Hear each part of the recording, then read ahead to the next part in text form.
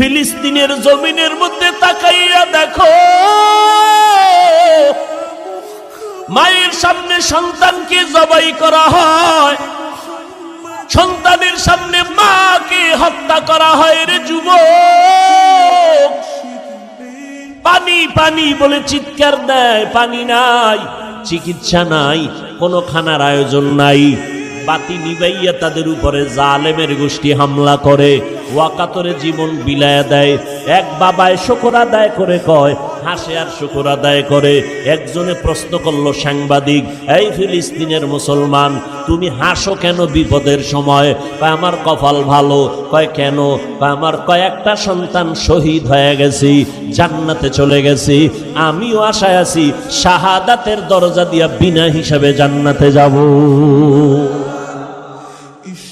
এরে নবীর উম্মতের দল, তুমি যদি নেতার জন্য জীবন দিতে পারো, তুমি যদি দলের জন্য জীবন দিতে পারো, যারা আমার মাওলার আশিক, যারা আমার মদিনাওয়ালা নবীর আশিক, ওরা কেন নবীর জন্য জীবন দিবে না? ওরা কেন দ্বীনের জন্য জীবন দিবে না? মুসলমান অন্যের বিপদ দেইখা হাসবা না রে বাবা, বরং যদি মুসলমান হইয়া কবরে যেতে চাও, কাফনের কাপড়টা তাড়াতাড়ি কিনিয়া হাতের মধ্যে রেডি রাখো। ডাক আসতে দেরি, ময়দানে নামতে যেন দেরি না হয়। রাজি আছো?